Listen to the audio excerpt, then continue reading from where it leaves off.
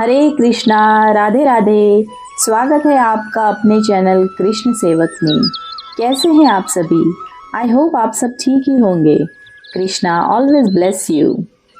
आज हम बात करेंगे आमल की एकादशी के बारे में, जो फाल्गुन माह की शुक्ल पक्ष में पड़ती है। इस बार यह एकादशी शुक्रवार 3 मार्च 2023 को आ रही है। आप 3 तारीख को एकादशी का व्रत कर सकते हैं और इसका पारायण समय शनिवार 4 मार्च 2023 सुबह 6:39 से लेकर सुबह 9:09 तक रहेगा। फाल्गुन मास की शुक्ल पक्ष की एकादशी को आमल की एकादशी कहते हैं। आमल यानी आंवला। आंवले को शास्त्रों में श्रेष्ठ स्थान प्राप्त है। भगवान श्री हरि विष्णु ने जब सृष्टि की रचना के लिए ब्रह्मा जी को जन्म दिया तो उसी समय आंवले के वृक्ष को भी अस्तित्व में लाए। आंवले को भगवान श्री विष्णु ने आदि वृक्ष के रूप में प्रतिष्ठित किया है। इसके हर अंग में ईश्वर का स्थान माना गया है। एक समय राजा मानधाता वशिष्ठ मुनि से बोले कि हे वशिष्ठ जी, यदि आप मुझ पे कृपा करें तो किसी ऐसे व्रत की कथा कहे कि जिससे मेरा कल्याण हो। इस पर महर्षि वशिष्ठ बोले कि हे राजन, सब व्रतों में उत्तम और अंत में मोक्ष देने वाले आमल की एकादशी के व्रत का मैं वर्णन करता हूँ।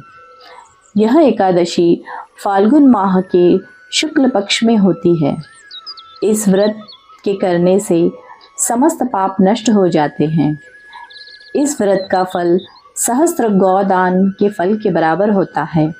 अब मैं आपसे एक पौराणिक कथा कहता हूँ जिसे आप ध्यानपूर्वक सुने। वैदिश नाम का एक नगर था जिसमें ब्राह्मण, क्षत्रिय, वैश्य और शूद्र चारों वर्ण आनंद सहित रहते थे। उस नगर में सदैव वेद ध्वनि गूंजा करती थी तथा पापी, दुराचारी व नास्तिक उस नगर में कोई नहीं था। उस नगर में चैद्रथ नाम का चंद्रवंशी राजा राज्य करता था, जो अत्यंत विद्वान तथा धर्मी था। उस नगर में कोई भी व्यक्ति दरिद्री और कंजूस नहीं था।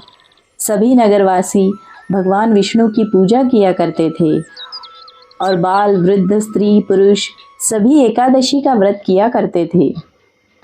एक समय फाल्गुन मास की आमल की एकादशी आई। उस दिन राजा, प्रजा तथा बाल, वृद्ध सभी ने व्रत किया।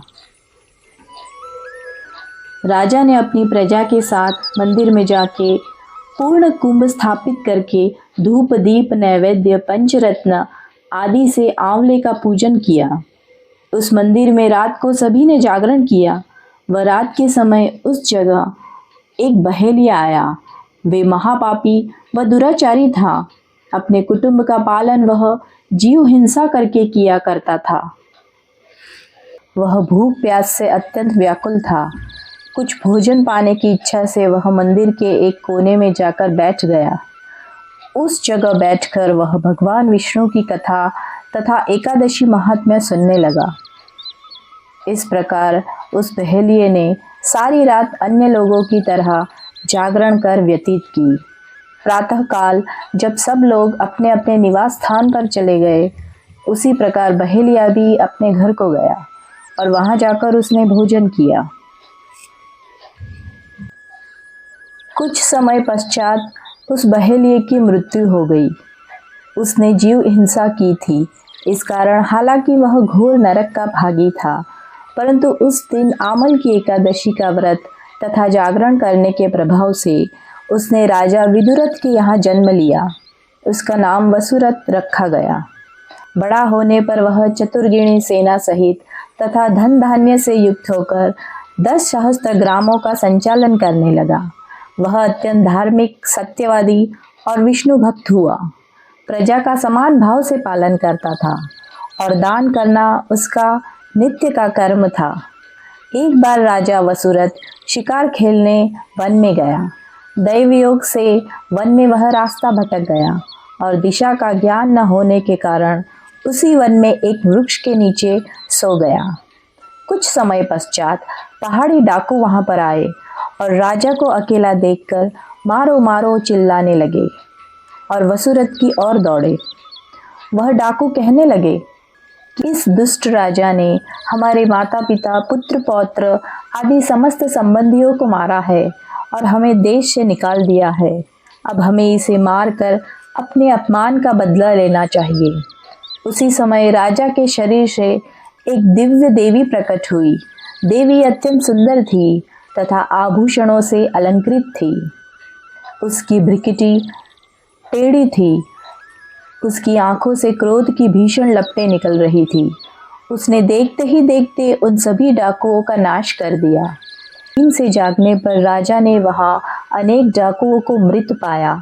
वह सोचने लगा कि इन सबको किसने मारा, इस वन में कौन मेरा हितैषी रहता है।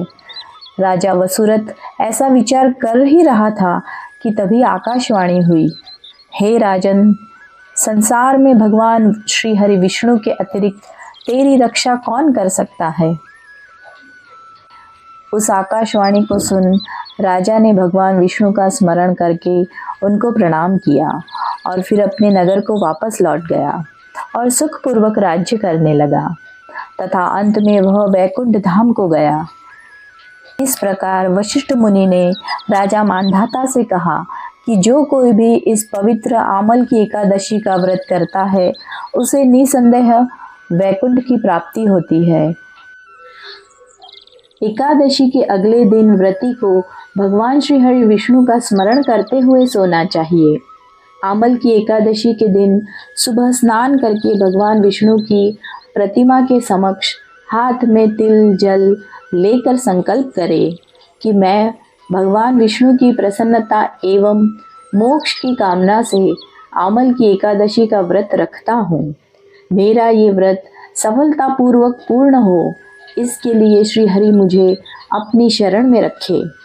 भगवान की पूजा के पश्चात पूजन सामग्री लेकर आंवले की वृक्ष की पूजा करे। वह द्वादशी के दिन प्रातःकाल ब्राह्मणों को भोजन करवा के दक्षिणा देकर व्रत का पारायण करे तथा अन्न व जल ग्रहण करे। इस प्रकार इस बहुमूल्य मानव जीवन के यथार्थ व परम लक्ष्य भगवान श्री कृष्ण की मधुर भक्ति को प्राप्त करे। राधे राधे। हरे कृष्णा।